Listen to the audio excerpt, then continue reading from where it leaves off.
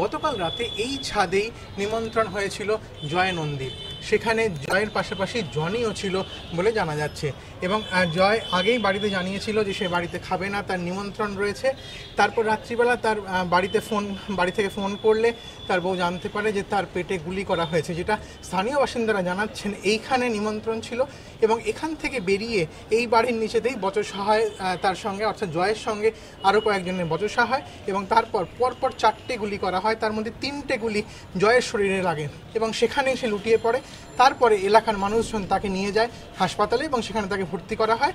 এই ছাদের যে ছবিটা আমরা আজ সকালবেলা দেখতে পাচ্ছি, এখানে প্রচুর মদের বোতল পড়ে রয়েছে এবং এখানে গতকাল রাতে যে একটা অনুষ্ঠান ছিল, খাওয়া দাওয়া ছিল, তার ছবি কিন্তু পরিষ্কার।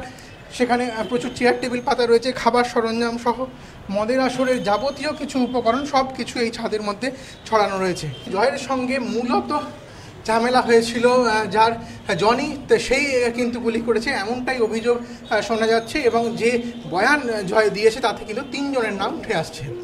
সঞ্চয় মিত্র, এবিপি আনন্দ, কলকাতা।